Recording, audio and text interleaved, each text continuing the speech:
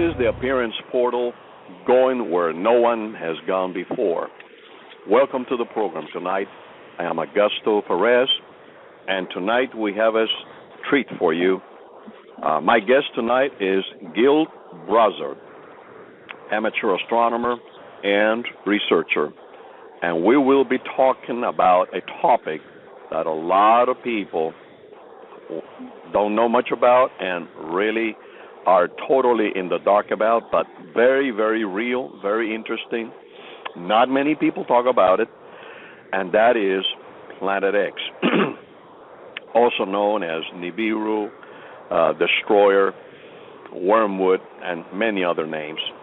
So tonight I want to welcome to the show Gil Brazard. Welcome. Okay. Thank you. Thank you, Augusta.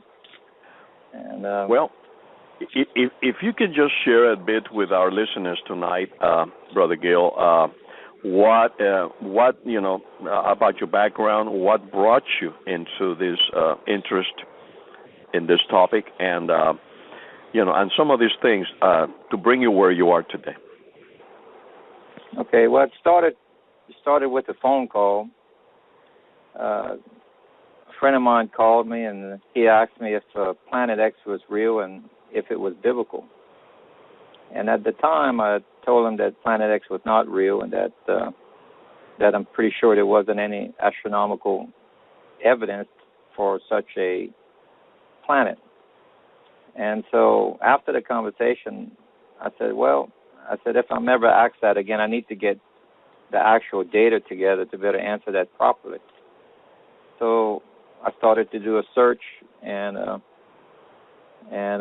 came across my own data in the Chinese records, and that kind of really started it all off. Yeah.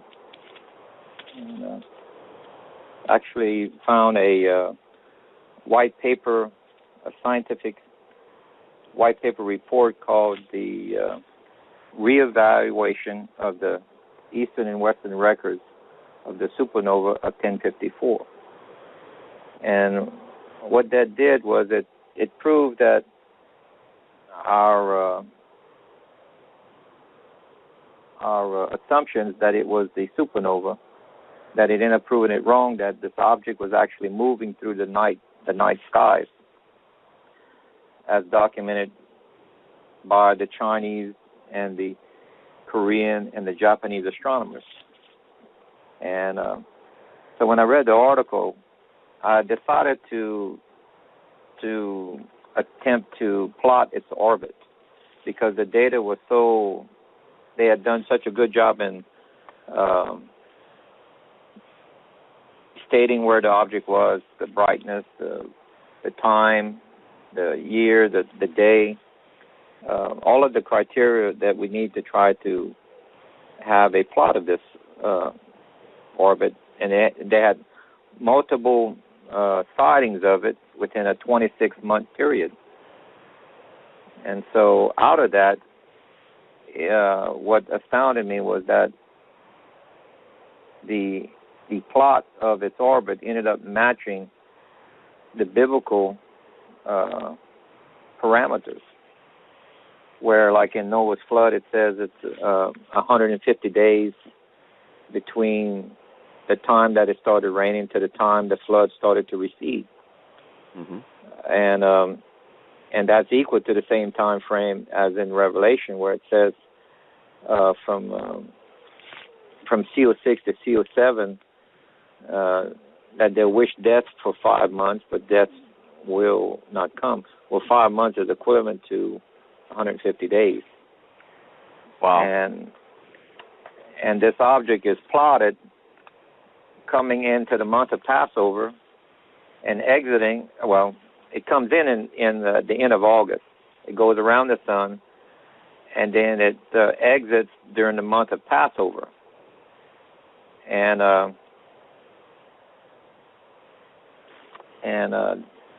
that was quite astounding and shocking whenever you find actual white paper reports that match or mirrors a biblical event or an object that's occurring in the same way as the biblical accounts are. And so yeah, that is very interesting. And I had read that several times, and I had never connected the dots between the event in Noah's days and the event in Revelation. That is the same amount of time, 5 months. And when you begin to connect these dots, it makes a whole world of sense. And it is fascinating in the sense that the Almighty uses these celestial events to bring about cataclysms on the earth, or maybe they come and the Lord uses them to bring about whatever ends He needs to bring about. And there is a misconception out there in the world, that God doesn't need Planet X, He doesn't need this, He doesn't need that, and that is true. He doesn't need, but He uses many times these celestial objects, and the Bible talks about how the Lord has given the celestial objects and the constellations as a sign. Sure. For mankind here on planet Earth. Well, you can take the story of Jonah. Mm-hmm. Whenever they asked Yeshua, when is this to be taking place, he said, the only sign that you will have would be the sign of Jonah.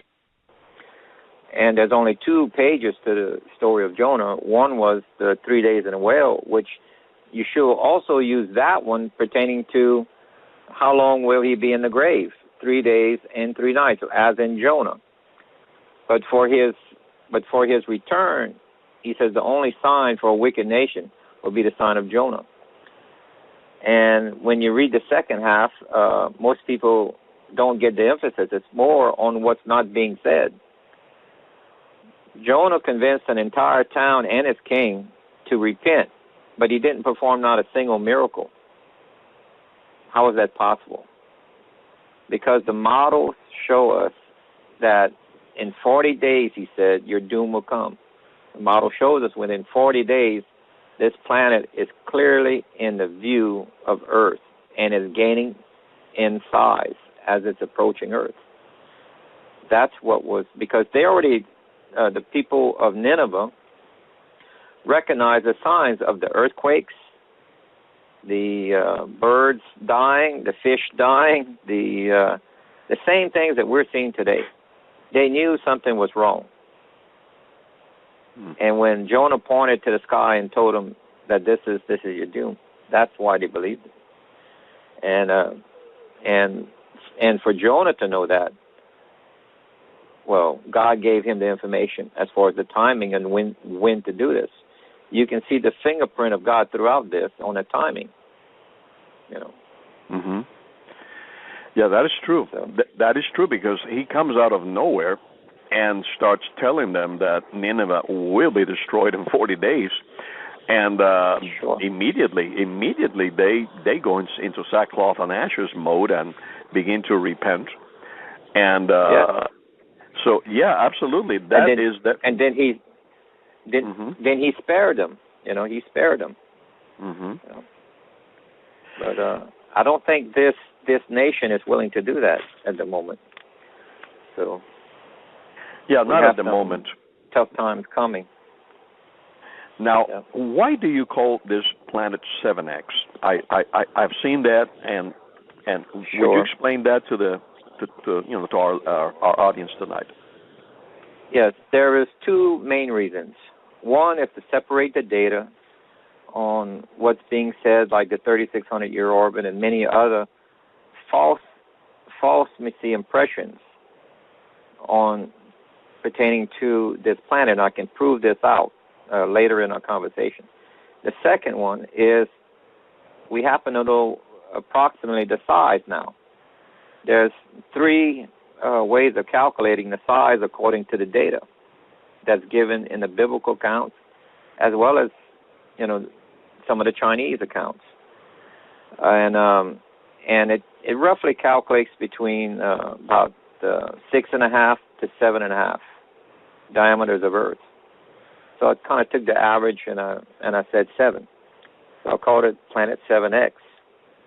At the same time, it helps to separate the data. When someone says something, where they're getting the information from, whether if it's the Samaritan text, Stitchin's work, or if it's someplace else on Earth, or if it's from the Chinese and the data that I've accumulated from the Bible. So that makes the distinction in the conversation as far as where the data is coming from. Now, there is a very, very interesting, comment that you brought up, and we talked about this when we had an opportunity to chat on the phone for a while. And this is something that kind of separates you from some of the other Planet X researchers, and that is in the orbital time right. that it takes for this object to come by this area.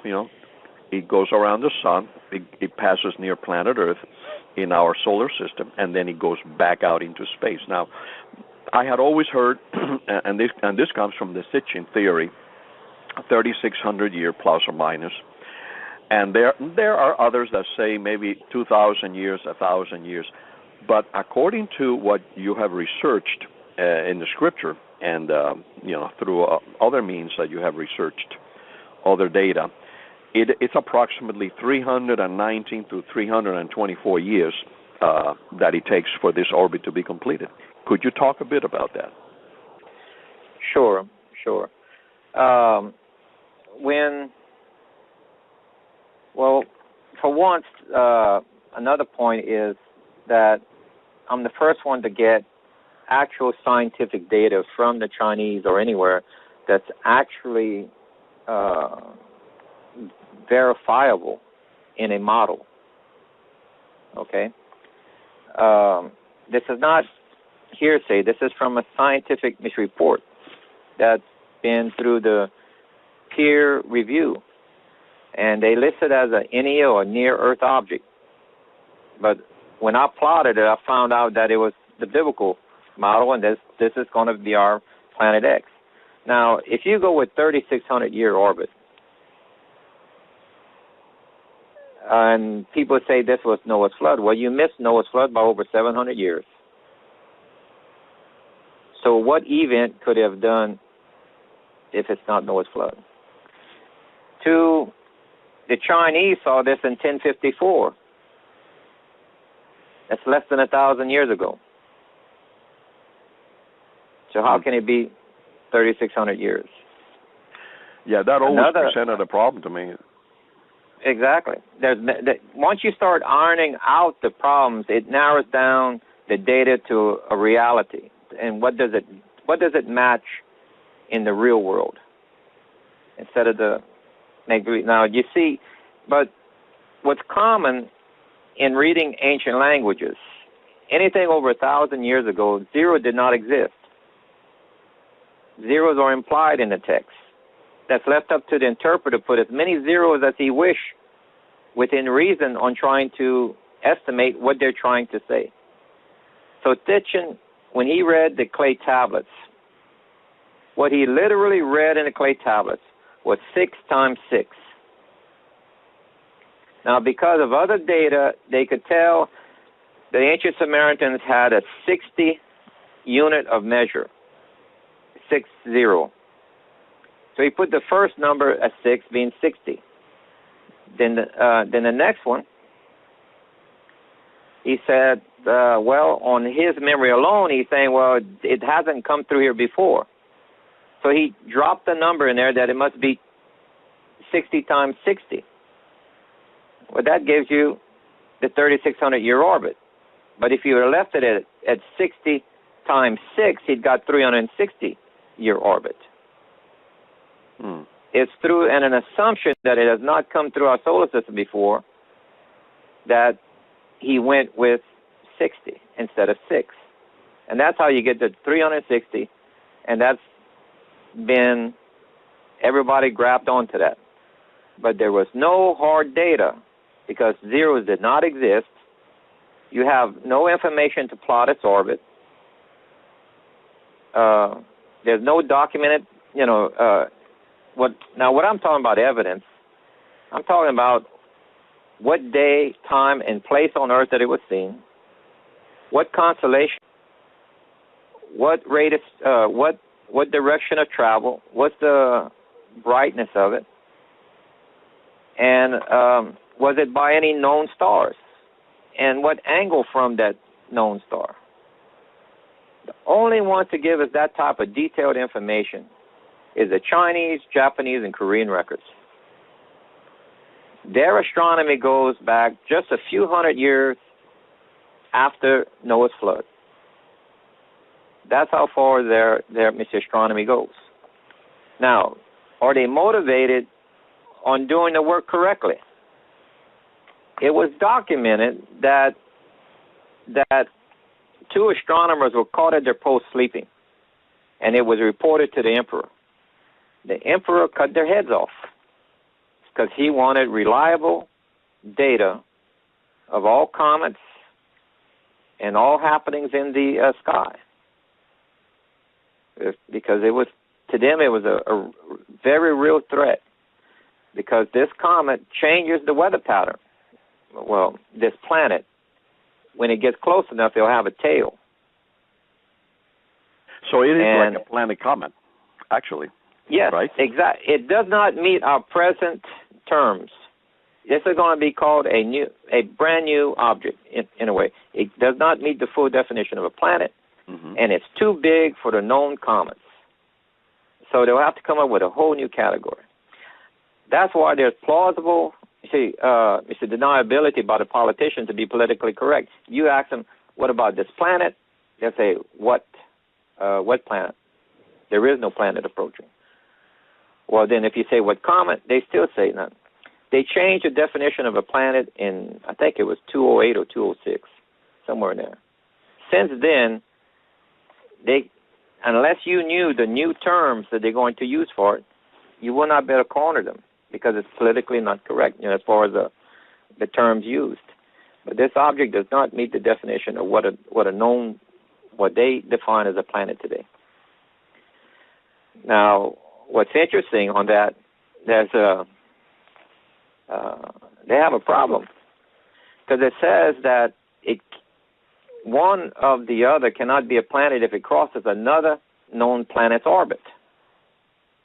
Well, this thing crosses Earth's path twice.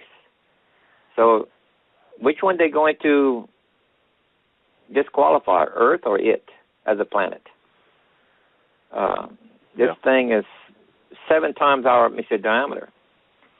They always give an excuse if it's smaller than and it crosses, therefore it cannot be. But this one's bigger. So they have a problem with their definition. They're going to have to change something.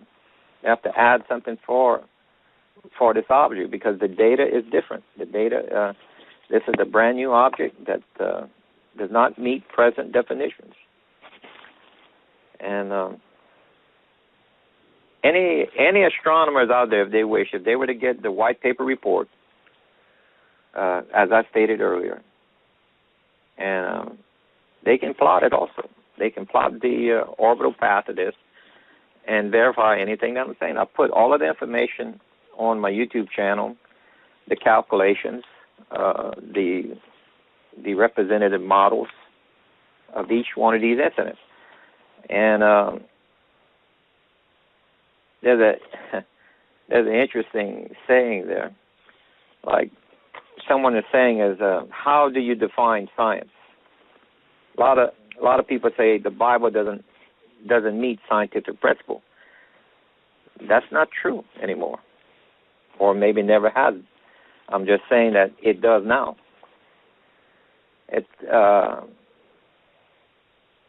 The answer for what science is was defined in astrophysics. It says if you can take a paranormal phenomenon into the laboratory and show that it's repeatable, there's a word for that. They call it science. Well, we have multiple eyewitness accounts that we can literally build models with now. And it proves out their comments that they experienced and witnessed. And that is impossible for the time period. They had no concept of Kepler's laws of planetary motion or the forces ruling the universe. For them to get this that accurate, and I hope I answered your question. Could this be the same object that is referred to as Hercules? And yes, I believe there was a scientist named Ferrara from South America that he talked about it before anybody even heard about anything related to this object. And the interesting thing that I bring him up, and the reason I'm bringing him up is because he's the first one I ever heard call this object a planet comet. He is the closest because he's using actual planetary physics. Mm-hmm. He's not using hearsay. He is trying to produce a model, but he was still lacking data to get his model accurate. But his claim of this being a comet planet, absolutely right on. He's the first one to do it, and he's absolutely correct. This is what the data is proving. Yeah, this is definitely something we have never seen before. And now the question probably that a lot of people are asking out there, okay, that are listening to us tonight, the question they're probably asking is, well, if this object comes around every 319 through 20 through 324, around that orbital about 324 years, how come we haven't seen any destruction, let's say, in the last 400 years? We haven't heard of any destructions or any tidal waves of such, or any earth-shaking events that are recorded. How come we haven't seen that?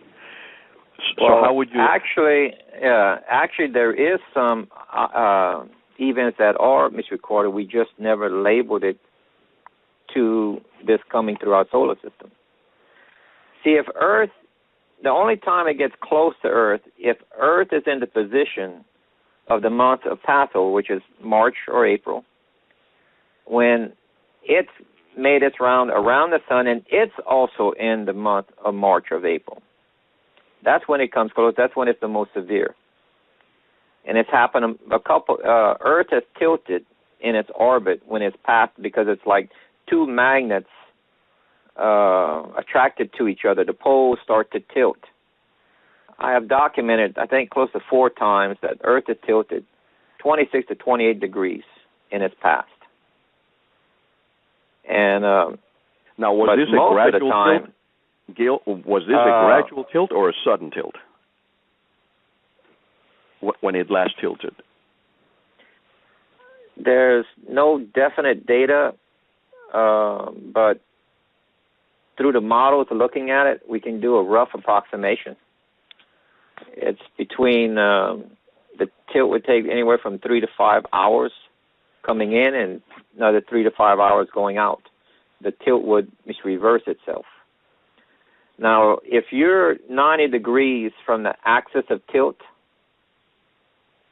the wind's 90 degrees from that tilt, you're looking at approximately, I believe you're covering almost 2,000 miles of Earth's surface within 26 to 28 degrees. So you're looking anywhere from 500 mile an hour winds to 300 mile an hour winds. The Arctic Circle would reach Washington D.C. area. If 90 degrees to the tilt was the west coast of Greenland, from my last calculations, according to what Revelation is talking about, the pivot point is going to be around Jerusalem on its tilt. Therefore, 90 degrees from that tilt gives you the west coast of Greenland. And if it tilts 26, 28 degrees, you're looking at the Arctic Circle temporarily coming down as far as Washington, D.C. at 200 to 300 mile an hour winds, or maybe as high as 500.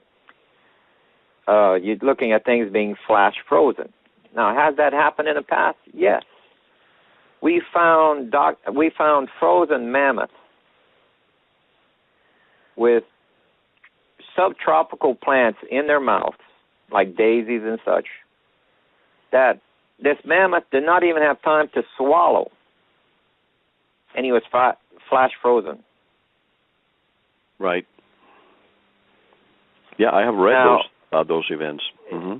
Exactly. There's been no explanation for it. Now we have one. We have the model that can prove this. Remember, what is science? You can bring a phenomenon into the laboratory and make a model and that proves it out and it's repeatable. That's science. We have one. This object is what's been doing this. This is what caused us the mini ice age, because Earth tilt changes. In other words, if it tilts 26 to 28 degrees, well, when it comes back, the continents have shifted some. The continents can be shifted as much as 7 to 14 degrees, according to the past records. Well, if you're 14 degrees closer, guess what? You got a mini ice age. That means the temperature of Canada is now in the mid area of the U.S. and vice versa, and so on.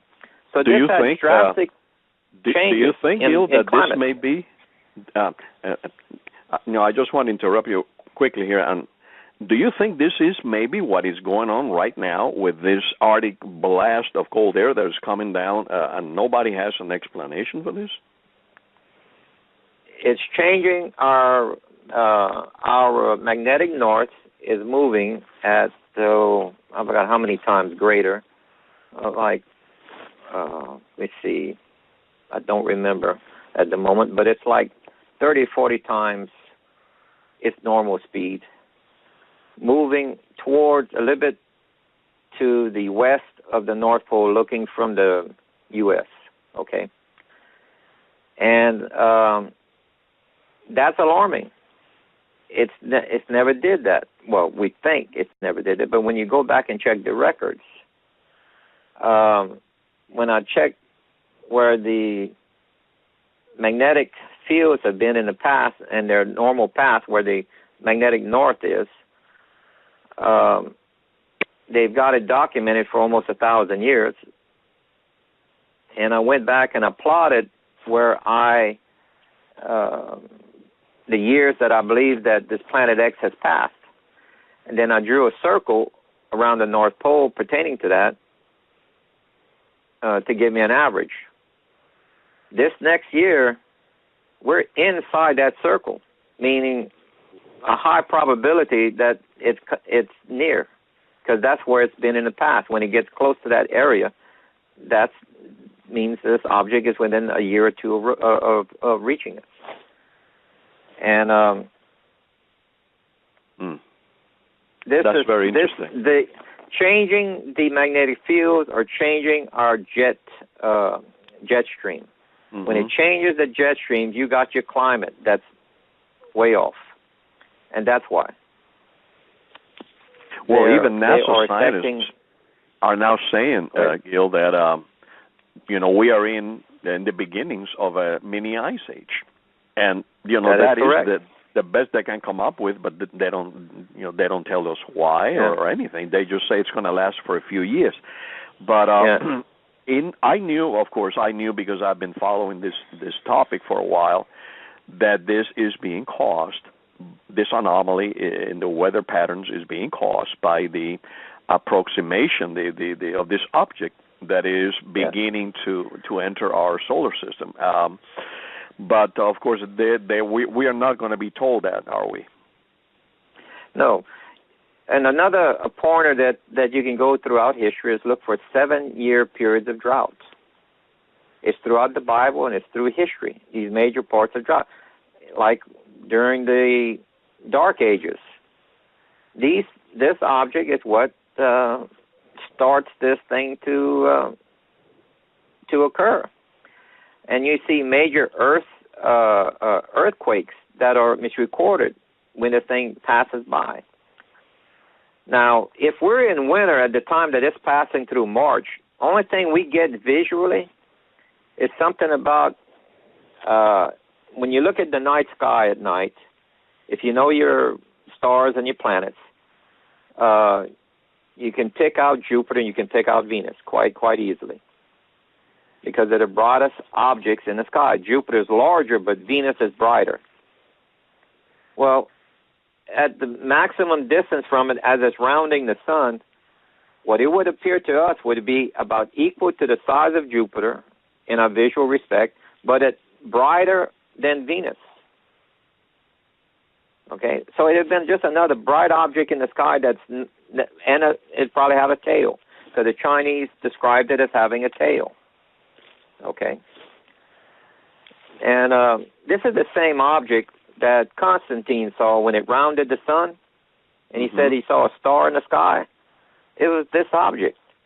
The time frame is the same object he saw. Wow, I had never heard anyone say that before, but that always stuck in the back of my head.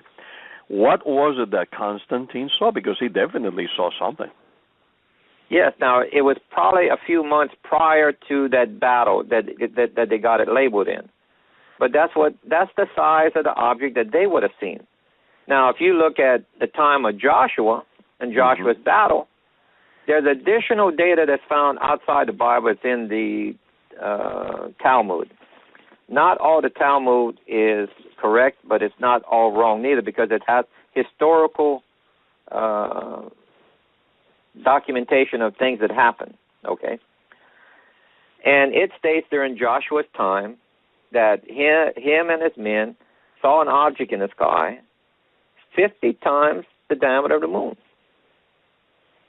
Well, this is one of the times that we can calculate the size, okay?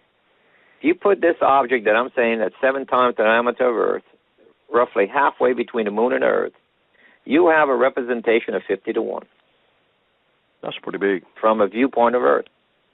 Right. This would also, if you back it up a few hours in its path. Now remember, the path of it is passing between the moon.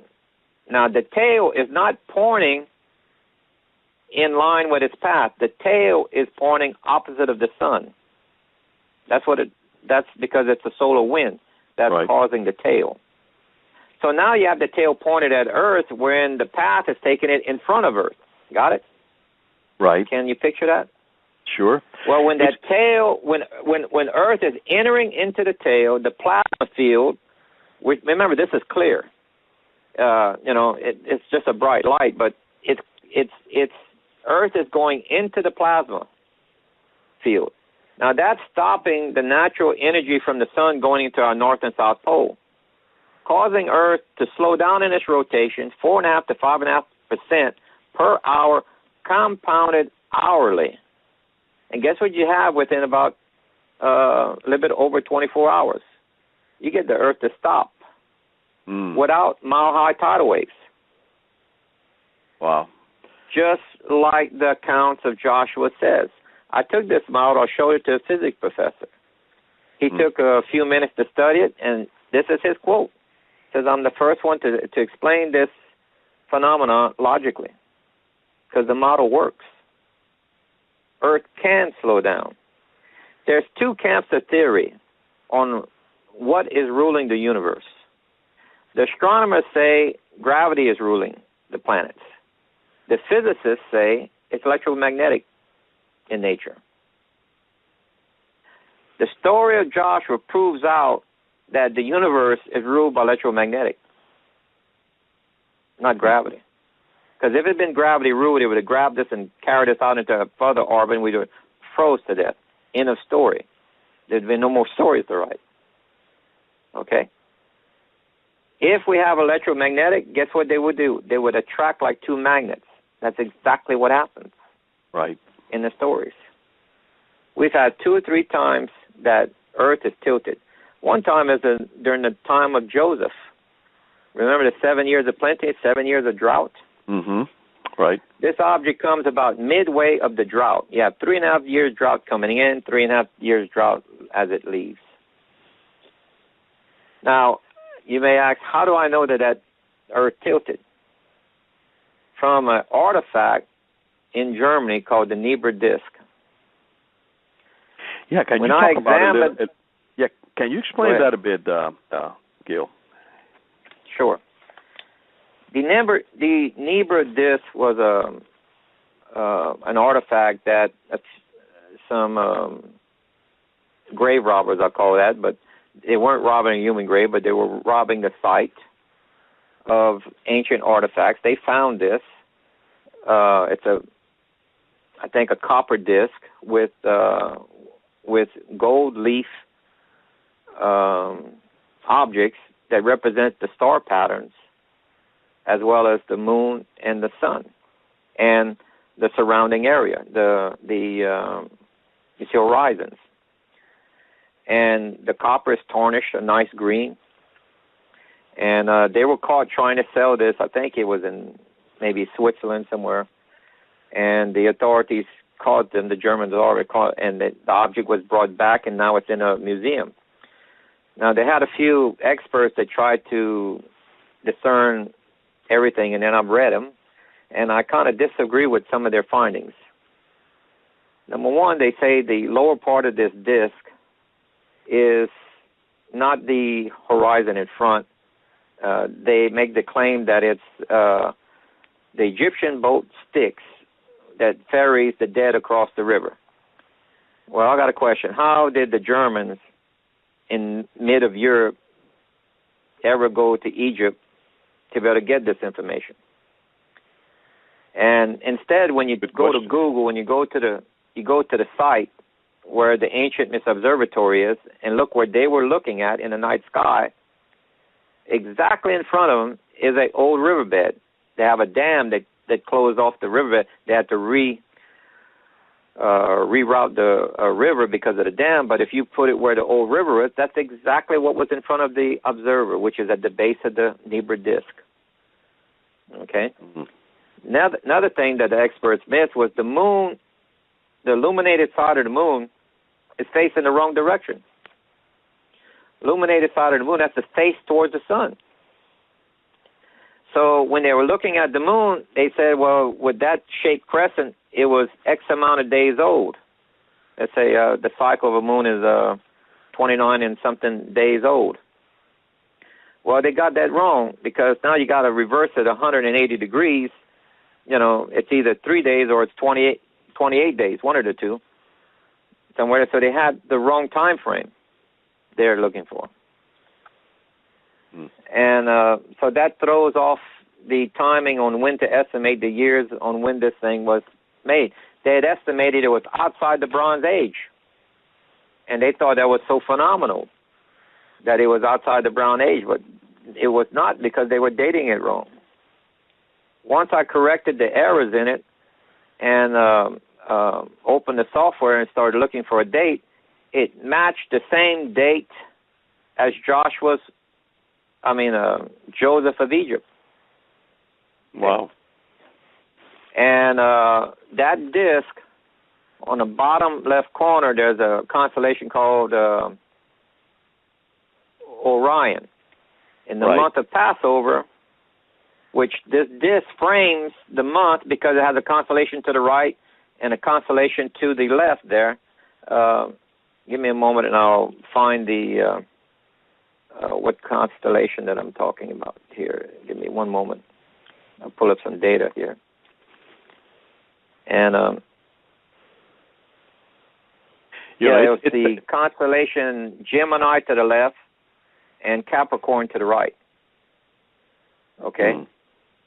Well, when Mr. Orion is seen from the bottom, you cannot see the constellation Mr. Orion from Germany during the time of March. Only way that you could do that is if the Earth tilted 26 to 28 degrees. The sun is shown there, but you can't see the stars with the sun. So the sun is shown as an eclipse. It's being darkened. The moon to the right tells you the moon was not involved with this eclipse. You can only have a new moon to eclipse the sun. If it's in a crescent shape, that means it's not a new moon, and it cannot be it's involved. Now, let me ask you a question, because you mentioned a few things very, very, very interesting, and I have a couple of questions that I need to ask you. First of all, you mentioned Orion, and and I don't know if you're aware, but NASA has been trying to launch a shuttle type of craft. I don't even know what to call it. It's some kind of spacecraft, which they called Orion, and they couldn't do it, and they rescheduled. And this name is appearing very prominently now in a lot of places. There's a lot of interest in Orion, in the constellation Orion. Could this be because that is where this object is coming from? And the second question was, is there any idea who built this disk that you're referring to? The disk, they can pretty much say that it was from the Nibiru colony, okay?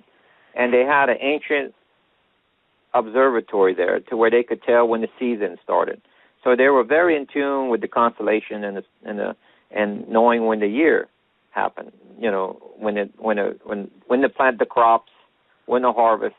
That's why you have these ancient observatories. Because if you miss the planting season, your town could starve. It was very important at the time to better know when to plant and when to harvest, and that's what these things would help them with. What was your other question? The first one you said? The other question is this other spacecraft that they are trying to launch named Orion, and it's not the first one I have seen with that name, and the project and so forth. Sure. And my question was, could that be because that is where this object, this planet X, 7X, is coming from? Whether or not they're launching any equipment pertaining to this, I have no idea. But the general question is this planet coming towards or from the constellation, you see, Orion? And the answer is no, it's not. There is these assumptions that do not match data, okay? A lot of people say it's coming from the South Pole because the data they've heard, people say they took a picture of it from the south. So they look towards south. That's not the south of the universe, ladies and gentlemen. That's the south in the universe is around, when you look at the night skies in around July 6th or somewhere around there. Northern skies is around December, like 29th or so. When you're looking south, that's called Nadar. When you're looking straight north, that's called the zenith. So when they say it's coming from the south, you don't look from the South Pole. You look towards July at the nighttime skies of July, okay, which is around Sagittarius. This is the same area of space where they sent the Voyager and Pioneer probes in that constellation. What were they looking for? They stated in multiple articles they were looking for a new planet because the outer planets are perturbed by gravity that's telling them that there's another unfounded planet further out. And Pluto does not calculate to be the one doing the perturbing of the other planet. Its mass is too small.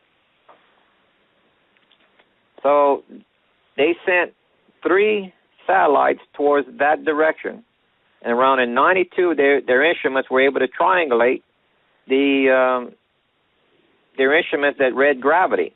The gravity instruments told them direction, height, and and area where it's at, to where they could triangulate. After that, NASA went silent on the whole subject of Planet X, and that's when they found it. Now, I estimated it was around 8 years or so outside of our solar system at the time. When it reaches Pluto, it takes 20 years to reach the sun, according to the models. Kepler's law of the planetary motion at roughly 360-year orbit, it's going to take 20 years to reach the sun. And that's roughly around this next year. 16 and 17 is going to be a very interesting year. That's why you've seen all of this elevated earthquakes, weather patterns, animal life, death, you name it. It's multiple of items out there that you can name that are all elevated beyond its norm. And I totally agree. Now, you mentioned that this is not, the law that governs the planets is basically not one of gravity, but it is one of electromagnetic fields. Which brings me to a question, Gil.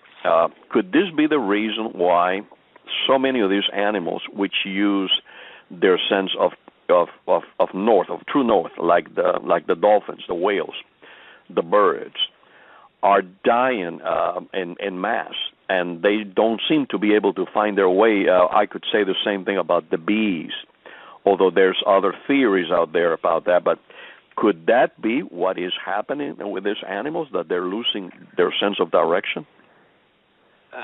What I would, I have no laboratory proof about what I'm about to say, but this is my theory on what it is. We know that the Earth is going through. They have rock shifting. They release methane. The animals that you are seeing and the insects are acutely sensitive to methane. Mm-hmm. If methane is released and birds are flying through that cloud of methane, they drop right out of the sky, right instantly, right there, they're dead. Humans can tolerate it, but not these certain animals that you've seen. And when methane is released in the oceans, if a fish is swimming through it, they end up floating. They cannot handle the methane. And that's the major cause of death, because the rock structure, the layering is shifting on Earth, and that's causing the release of methane. And that's true. That's true. That's what we're seeing, because you can take the old story, which is a true story, about the coal miners. They used to carry I think it was a canary. Mm-hmm. In a the mine. Canary in the mine theory, yeah. Because it always sang. Well, as soon as methane was present, that bird went quiet because he's dead at the bottom of the cage. And then they knew there was methane, because methane is odorless. You cannot smell it. Natural gas is methane, but they add a substance to it that has that smell of rotten eggs to it. Right. Otherwise, methane is odorless. You cannot smell it. Therefore, that's why they have to have this. Of that, smell throughout the country and in other parts of the world as well. People smelling like what smell of rotten eggs, strong odors. Sure. Well, this is also part of the reason why a lot of people are hearing these booming sounds and everything. The Earth is creaking and everything. We're in for some really phenomenal sights that are coming up.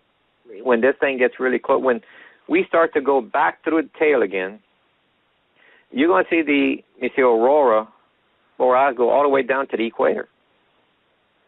And when that's super active, it hums like a trumpet when it's super active. You think there's trumpets going on. Really? And it's the aurora borealis going all the way down to the equator, because the tail is plasma. And what is the aurora? The aurora is when you have like a solar flare and plasma hits the Earth, it causes the aurora. Okay? Well, we're going to have a huge amount of plasma hitting the magnetic field of Earth. And you'll see it excited, and it's going to go, you're going to see extreme amount of colors and sounds. I have actually heard those sounds of trumpets, Gil. Actually, I have heard it in the videos in the internet, but I also heard it in my home one day. And it was coming from the south, and it's that kind of sound that you can hear all around you. It's not coming from a specific place; it's coming from all around you, and the sound was like a screeching, kind of like a blowing of a horn type of very low rumbling sound, and that is what you're referring to, right? That's it. You can go through all of the stories of the Bible, and I give a list of these. If you want to go through them, we can, real quick. And where they can find these objects, these stories that's lining up with the events of this passing object that's coming through our system, because it's documented in the Bible more than any other document, I believe. Well, we can talk about that in the second hour. We got about maybe 3 minutes before the top of the hour. What I'm thinking is that this object, when it does appear, it's going to take up a big chunk of the sky. I mean, with the tail and the comet and everything, it's going to take up about a third of the sky by the time it comes across our view. That's going to visually. Yeah, visually, there's kind of like a squaring ratio as it gets closer. I don't know, or a scale that's kind of logarithm. It's not, I don't know how to put it. Like when it gets halfway, it's double the size. Okay. So as it gets closer, when it's cutting that distance in half, it's going to double in visual size each time. Okay. So in other words, like when this object, if it's 7 times, when it's 7 days out, it's going to look about half the size of the moon. And if it's 2 days out, it will look at about 3.5 times the diameter of the moon. Wow, that's and pretty large. And whenever it crosses Earth path at the time, it's going to be in between Earth and moon again. You're looking at an object 50 times larger than the moon. And that the stories are not random in the Bible. The stories are giving us the details on what to expect actually for the end times to prepare us. And I didn't come to that realization till I processed all of the information. Well, this is exactly why the Lord Yeshua said that the hearts of men would fail them for fear of things that are coming upon the earth. And at first I couldn't understand that, because there have been disasters many times on the earth, but this is going to be of such a magnitude, the likes of which mankind has never seen, at least our generation has never seen. Well, this is Augusto Perez with the Appearance Portal. After this short break, we'll be back with my guest, Gil Brossard. Don't go away. Welcome back. This is the Appearance Portal. You're listening tonight to an interview with my guest, Gil Brossard. This is Augusto Perez, and in the first hour, we were talking about Planet X and 7X, as Gil calls it, and very interesting things we were discussing in the first hour. In the second hour, we're going to be even talking about even some more interesting things, and I believe you are going to want to hear some of the things that Gil is going to be sharing. Now, we have with us also for the second hour our dear friend Larry Taylor. And Larry, are you with us? Yes, I am, and thank you, Augusto. I've been listening the first hour and just extremely interesting information. Well, praise God. Yeah, Gil has done an excellent job, and for those of you that are tuning in, we have posted on this page, on the program tonight, his book, and you can download it there. Also, you can check out his channel. It's posted a free book, there. yeah. And I strongly recommend and encourage that you do that. His slideshows are incredible. I've been looking at some of them, and you definitely want to check those out. And so, praise God. Now, is there a specific website or anything that you would like to share with our listeners tonight, Gil? Yes, if they want to see some video representations of the models and the stories, and just go to my YouTube channel, just type in Planet 7X or my name, Gil Brossard, and you can actually see the information and the data that relates to a real model, that also the same overlay that the Chinese model has produced is the same overlay on all of these models, with the 150-year the 150-day separation between the entry and exit, and with this object on the planetary plane of Earth. And that's what's so shocking about the data. Absolutely. Well, you want to make sure you go ahead and check that out. Now, at the end of the first hour, we started getting into some passages from Scripture, which make a lot of sense in reference to the previous passes near Earth of Planet X. Now, could you share some of these different times? And you mentioned several. You mentioned, King Sennacherib, the crucifixion, the Joshua's long day, King Sennacherib, and you have so many. The Tower of Babel. Could you talk about some of these and maybe shed some light on why do you believe this was based on your research produced by Planet X, the passing of Planet X? Okay. Well, if we can go back to the first one, if you want, Noah's flood, we had touched on the subject that it was 150 days between the start of the flood and when the water started to recede. When an impact from a large meteorite hit the Earth, and 91% of our crust was knocked into space from the opposite side, it is, because crust at the time, and still is, crust is only held on by gravity because it's not glued on. That's why we have continental drift. And that went out, and that actually formed our moon. The volume of our moon is exactly what's missing as far as our missing continental crust. Therefore, the water could recede to the depression, which are our oceans today. And that model, again, proves out without violating any planetary laws. Then the next one after that is the Tower of Babel. And in the Talmud, again, gives us additional historical information on this event. It says that the top of the tower was burned, the lower part of the tower sank into the sand like liquefaction, just what we would expect. And the burning, I'm assuming that the burning was caused by a meteorite shower on the top. And it says only the center section is left for people to view. Well, if you go on Google Earth and look south of the ancient city of Baghdad, that's actually the mid-kingdom.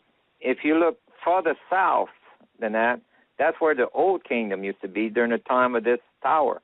And you see the outline of a square that is the base of the ancient ziggurat of Tower of Babel. And it has a moat around it, a water moat, because the base has sunken into the sand, leaving you this void to be filled up with water. So the data is checking out on this one. Then the next event after that was the time of Joseph of Egypt. 7 days of plenty, 7 days of drought.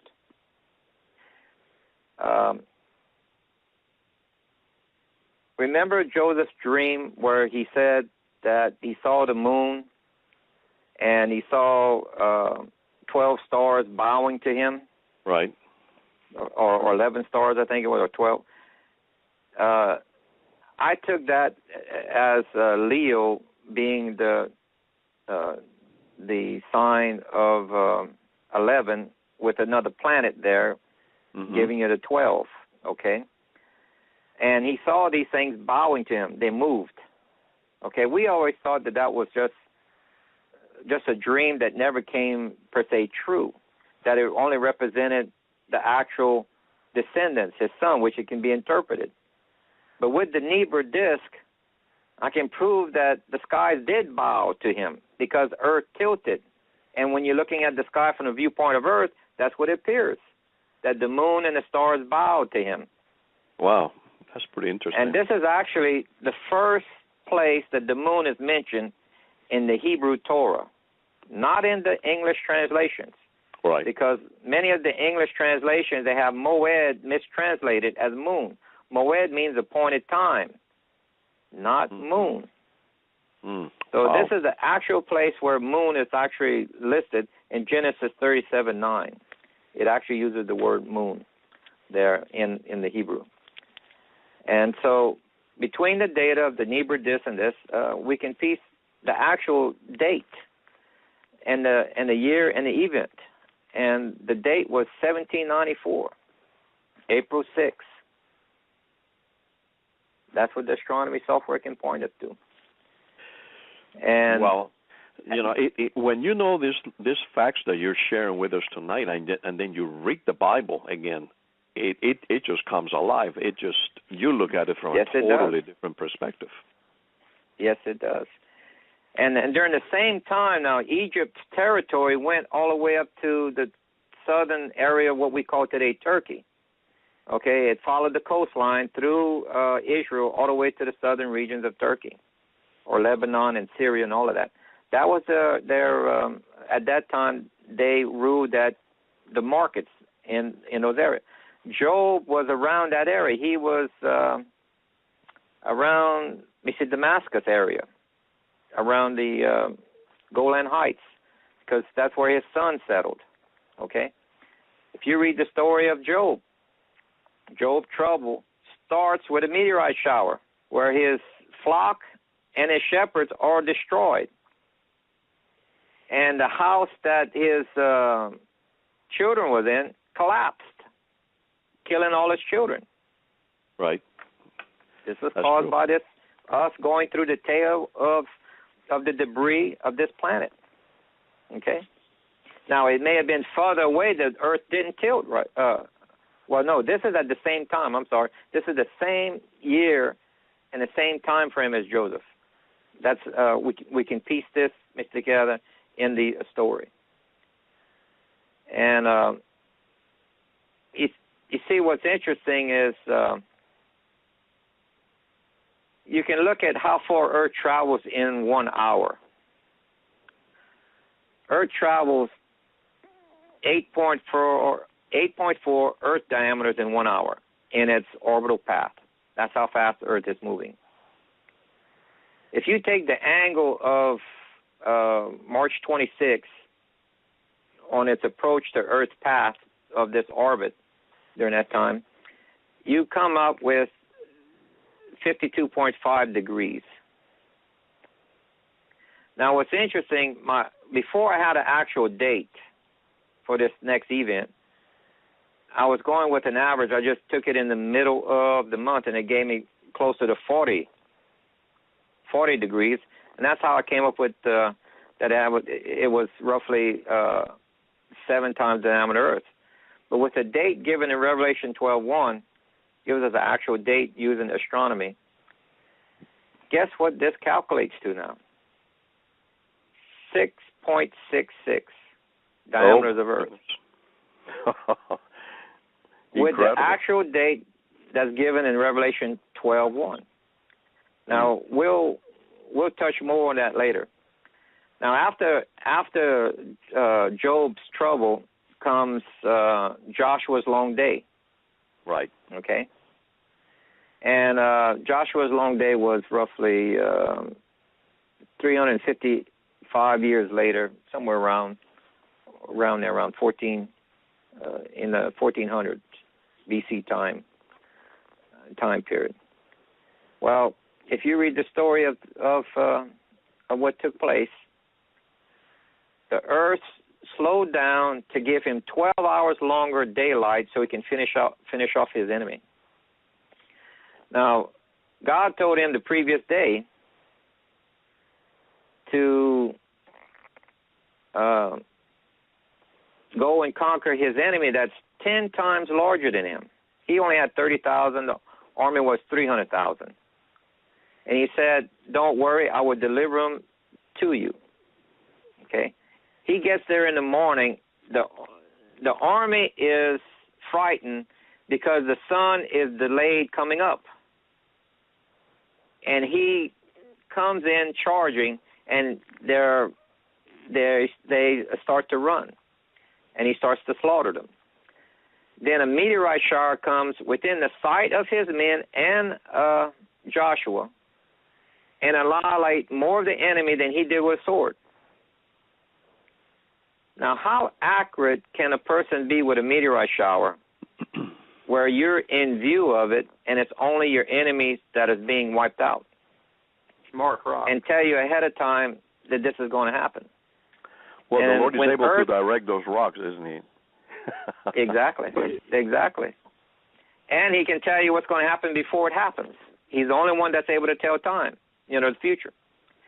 And Earth traveled through the magnetosphere of this planet, and that's what caused the rotational delay of 4.5 to 5.5% per hour compounded hourly, and you get the Earth to stop, as it claims. The model proves this out. Then I think the Talmud says the meteorite shower happened between 2 to 3 hours later. Well, I have a chart that shows how far Earth travels in 2 to 3 hours if this object passed roughly half the distance between the moon, and this exactly calculates correctly for the beginning and the start of a meteorite shower. Now, could this also have caused what happened in Sodom and Gomorrah? Because we know that there was definitely a rock or some type of a huge explosion that just wiped out that whole area there, not just Sodom and Gomorrah, but also other cities that are mentioned in the Bible. Was this also a result of the passing nearby of this celestial object at that time? Now, this is where the data gets a little sketchy. My personal opinion, I believe it to be true. But there's a little bit of a conflict between the age of Abraham and and I'm finding out that if we go with the astronomical date, I believe that I can fit this in where Solomon and Mr. Gomorrah was at the same time as the Tower of Babel, but just in a different area. Tower of Babel was in Iraq. Solomon and Mr. Gomorrah was at the southern end of the Dead Sea, both being hit by meteorite showers at the same time. You see? And we know that Abraham left Babylon and traveled somewhere in Israel because he was fairly near Solomon and Miss Gomorrah to be able to rescue Lot. Remember how Lot, and he was warned by the angel to go over the mountain, that it was not safe in the valley. And he told him not to look back. His wife, there was 2 cities, not one. There was 2 that were destroyed. So when they got to the point where they were over the mountain, the first city goes up. The Lot's wife hears the explosion. So she turns around and goes around where she was protected and shielded from the rock. The rock was shielding her from the blast. She went around the rock, and at the same time, the second city was detonated, was going off. Any super large explosion like a meteorite, if you're close enough, you're vaporized. Just like it would be an atomic explosion, but it wasn't an atomic explosion, but it's like an atomic. She was vaporized. Right. Now, if you take a look at what happened in Nagasaki, there's people's shadows that are still there today on the cement wall where they used to stay because they were vaporized. This is what happened to Lot's wife. Her shadow was the only thing left. And the way that they wrote it, remember, it doesn't say God turned her to a pillar of salt. It's the observers that are writing on what they saw. She was turned to because they could see the perfect outline of her. Right. She was turned to because they had no explanation at the time. They didn't have a word like vaporization. They didn't even know what happened to her. They just saw the only thing left was a shadow, and that was probably her right there. Okay? That's how it's explained in the Bible, because you have to separate what God said happened and what the observer is witnessing. Now, they're only using the words that they have. Do you think, Gil, that these ancient civilizations that built the pyramids, that built the Sphinx, which of course, it's pointing towards the belt of Orion. It's Orion's belt, and the Sphinx, basically, the face, the body of a lion and the face of a virgin, Virgo. Is this in somehow depicting or related to this object, the trajectory of this object, where it comes from, and how it comes in and out, and affects our celestial, our galaxy, our solar, system? Could this be maybe a warning sign, or maybe something that they used to kind of foretell how far this object was, from, how far away or how close it was? Let me give you the planetary science version, okay? Mm-hmm. Once an object is in motion in space, its orbit, it's going to be stationary. It's going to always come in and out at the points of reference, Passover and the end of August. That's its entry and exit point. The third point is locked in at the sun. Things are pivoting. If it has a magnetic field, it's pivoting around the sun. Okay, so you have 3 fixed points now. That locks it in on Earth's orbital plane. Okay? Straight off the bat, we cannot be 4.6 billion years old with a planet that's playing Russian roulette, coming through here every 300 and something, because the odds are against us on being old. It's impossible. Secondly, the constellation Monsieur Orion is over 90 degrees away from viewing this entry point. Okay? You won't be able to see it matching up with Orion as if Earth was in the position prior to Passover, like maybe January, February. Looking at the daytime sky, when this object is coming around the sun, then you could line up the two. Now, keep in mind, you won't be able to see Monsieur Orion because it's the daytime sky. You'd have to do you'd have to be a trained astronomer or someone who knows stars to be able to know that it's there. Okay? Mm-hmm. But that's about the only way that it can line up. See, the pyramids can't be as old as they say it is neither, because they're assuming the progression of the Earth's tilt, because the tilt of the Earth would make a total circle, something like 26,000 years. And they assume that is a constant, and it's not. We were thrown off by over 2 months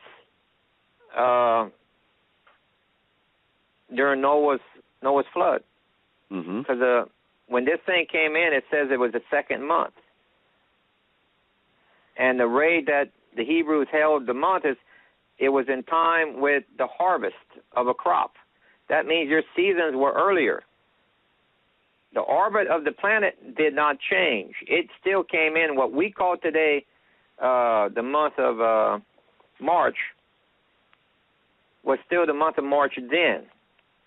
But the way Hebrew was telling time between the time of harvest gave him the time of Passover. And his seasons were earlier. The only way you can have that is the tilt of the earth was changed. And now it's later. Now it matches up what it is today. Passover and March are in line, and that's because the tilt of the earth changed. And we can see this. I can prove several times where Earth has changed, the continents have switched, and because it it will cause these things to be off some. It's not a constant. Therefore, when you try to line up the pyramids with the stars of Orion, you have to back up the software so many thousands of years to make this work. They say the pyramids are older than Egyptians by several thousand years or something like that to make the lineup happen. But that's only if you use it as a constant that the progression is always the same. It wasn't. This object has disturbed that. So we don't know the real time that this lines up. Right. You see, it lined up with Orion, but we cannot say that it's X amount of thousand years earlier when it was built. We can't pinpoint the time the pyramids were built using the stars at that time. Cannot do it. So basically, Gil, based on all the previous passages of this object, it's like you said, it's like a Russian roulette. It's like a shooting gallery. It is all about location. Where is the Earth? Yes. In relation to this object when it comes by. So apparently, these last passages that we talked about in relation to the Bible stories, the Earth was not that close when it came by, and there were some consequences, some asteroids, meteors hitting the Earth, and so forth, and some tilting of the Earth, but nothing really catastrophic that destroyed life like in the days of Noah. Now, there was a lot of talk during, of course, 2012 and 2013 about the Mayan calendar. I personally never thought there was going to happen anything at that time. The Lord didn't show me anything. I didn't feel anything. But could maybe the Mayans, could they maybe have plotted this thing scientifically, like by researching and doing all this research and found out that the next time that this object came by, it was going to be different, and they marked it as the end of this Mayan calendar. I mean, I don't have anything to go by here except God's feeling. But have you thought about this? Have you researched this? Have you formulated any kind of theory about this?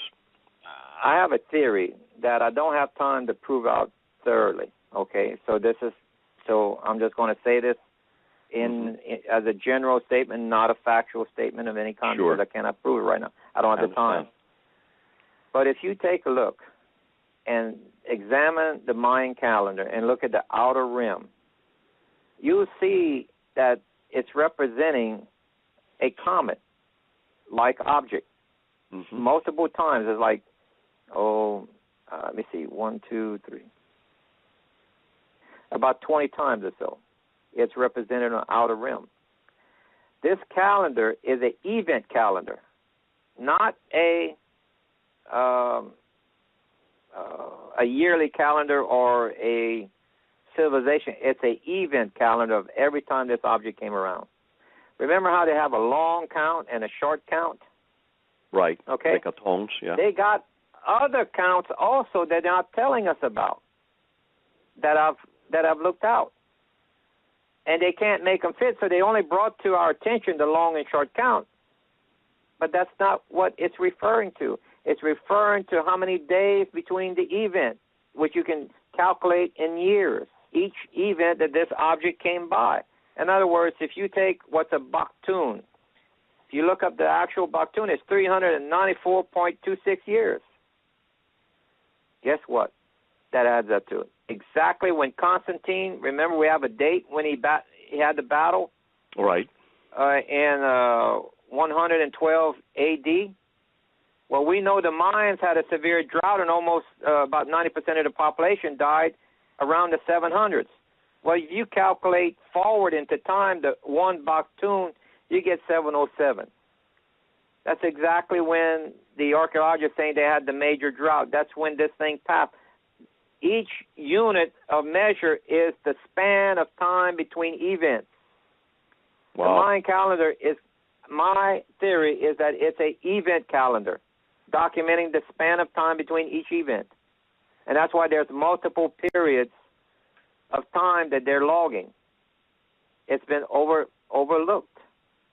So So, in other words, what you're saying, Gil, it's a very interesting thing because I had never, thought about it that way or connected it. But the back tombs actually could be maybe like they said, the time for each celestial event, or roughly kind of if you will, a measuring stick that they had, like you said, not a timeline, but like an event calendar, basically stating, when these things were going to happen. And for some reason, their calendar just abruptly ends in the 2012.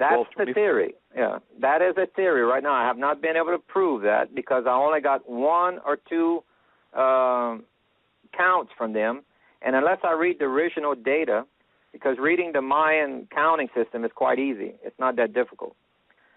And if I could go back, that's why I think they have to remake their calendar every 360 years and add another event to the outer perimeter. Okay. And so it's a misunderstanding. We have that often when reading ancient objects. We go with an assumption. Okay, it's a calendar. Now let's make it work for a yearly thing. What are they trying? No, it's an event calendar. Totally different. They were fascinated when this object's coming by because of the earthquakes, the droughts, the severity of it. They wanted to know so where they could prepare grain and water ahead of time, just like we would. I have a question here from the chat room, Gil, that I'm going to ask you. It says, if the cornfield crops, that design that was made, the astral art, aligns with Planet X. Have you seen that, or have you looked into that? Well, let me give you some information that's hard numbers, okay? That's hard you can't dispute on where the object is at. It's going to be pointing, it's going to come out of the constellation Sagittarius, okay? This is where the Voyager and Pioneer probes are. Look, there's 12 constellations on a planetary plane. Even if you would divide it in the vertical, another 12. What are the odds of it being the same constellation? Very high. Very high. So you got Voyager and Pioneer that went to that constellation. You got the biblical data that's pointing to that constellation. You got the Chinese data that's pointing to that constellation. You got a UL study that new gravity is affecting the orbits of comets in that exact region of space, confirmed by a London astronomer that confirmed these same findings of comets that is affected in that same space. You got 5 studies that point to the same. We got hard data here. Look, you can take clay tablets, you can take papyrus scrolls, you can take any type of data. If you can bring it into a laboratory and reproduce it as a model, show that it's repeatable, that's science. I'm sorry, but the way they interpreted the Sumerian text cannot be produced a proper model that matches history.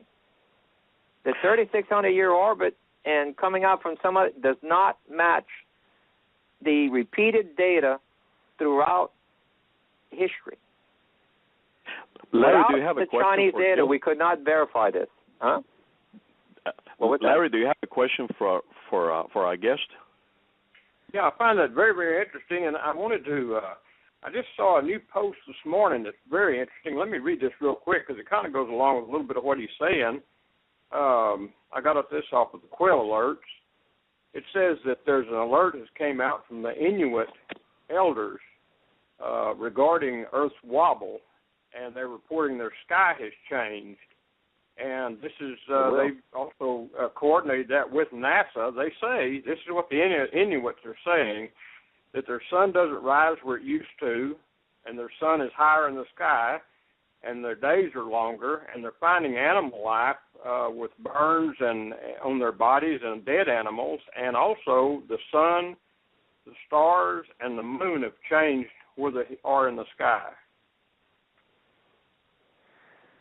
That's the first I've heard this, and I'm not able to confirm it.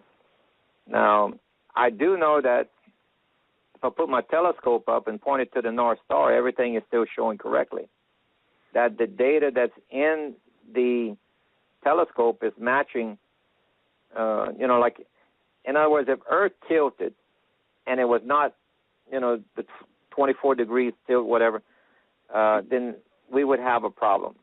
And you'd see it in a telescope, in setting up a telescope. And I'm thinking that they, I'd have to look into it further. I can't answer you properly on that, except that I haven't found anything yet. Okay, just one more question. Augusto brought up Hercobulus by B.M. Robileau, and also, he called it the Red Planet.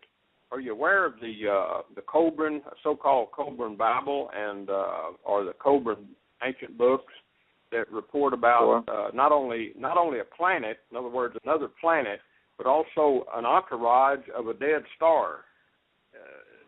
Do you know anything about that, or are you just talking about Planet X?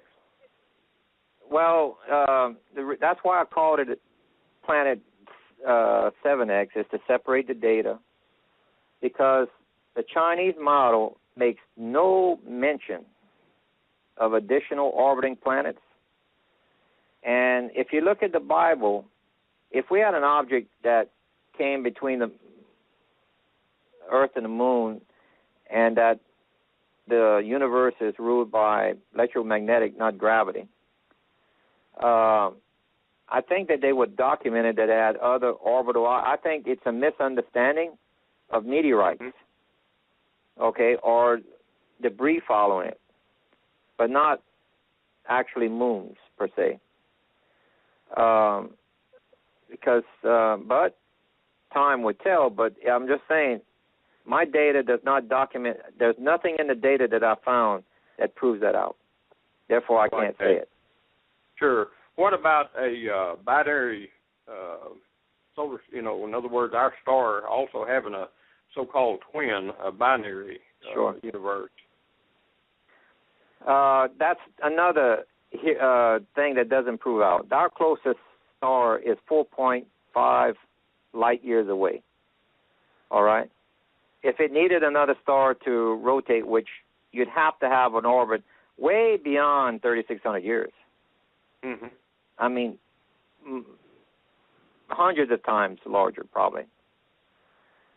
And this object is proving out. Look, the last time we saw it was in 1054 with the data from the Chinese. It was seen before that, but it was, but not. It seemed like it's been censored during the Dark Ages, and when the Vatican had extreme power, and people had their own concerns on just trying to live during the plagues and the drought that they've had during those time periods. If you read the stories, it's very horrific time. It's a bad time, yeah. And right, so documenting this object in the star was not exactly a priority to them. And if it was, it would have probably been labeled as heresy, and they would have been confiscated, or you would have been hung, even trying to document this thing. It's a very strange period of time. So, but we do have we do have some plaques or carvings or paintings representing a couple of sightings. And what's interesting, they'll say this is Halley's, because they'll show two comets in the sky. Well, they also show data in the painting of meteorite showers bombarding a town where buildings are coming. You can see the earth is shifting. You see trees are down. You see people are holding their stomach from sickness, whether it's drought or starvation or illness or what, or gas. It could be, some sort of gas that comes out of the ground. That's not done by Halley's Comet. There is no documentation because Halley's Comet, its orbit does not intersect Earth's planetary plane. Therefore, its debris cannot collide with Earth. It's impossible. Well, let me bring up another really weird one here. You know where in the Bible it talks about the moon does not keep its place. In other words, it leaves its place of where it's supposed to be. Could this object somehow influence that event in the future? Are you talking about Joel? Where Joel says? Yeah. Let me read it. Let me find it real quick here. Oh no. Let's see. I think I believe in Isaiah it talks about it too. Okay. Well, there's one that's very, very common, and let's see here.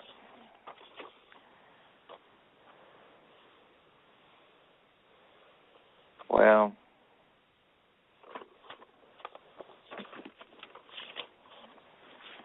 Joel says, I'm going to just paraphrase it. I don't have it in front of me. Sure. Joel states that he will make the sun will go down at noon, and he'll take what's normally called a day of brightness dark. We used to assume that used to be an eclipse, but that's not what it's describing now. Because he would have stated that he would have darkened the sun. He didn't say he darkened the sun. He said he made the sun go down early by 6 hours or more. Mm-hmm. That's the rotation of the earth. Now, I think I found a scripture here that I think is what Larry's referring to in Isaiah 24:20. Isaiah 24:23 says, "Then the moon shall be confounded, Yeah. and the sun shall be ashamed." And then there's others where it says the moon shall be as the light of the sun. You know, in other words, the moon is going to intensify in light. And in Isaiah 13:10, he talks about the moon shall not cause her light to shine. Okay. So obviously there's going to be a lot of impact on the moon as far as it's going to act weird. I guess that's what you're trying to ask, Larry, right? That's it. Yeah, absolutely. Mm-hmm. Okay. Well, let me give you the planetary physics version on this. Okay. You can only have a new moon create an eclipse of the sun. And that's when, if you look at a new moon, it's totally black in the sky. So if they're referring to both of these objects having an eclipse, it has to be a third object. Because the moon has to be away from its new moon position.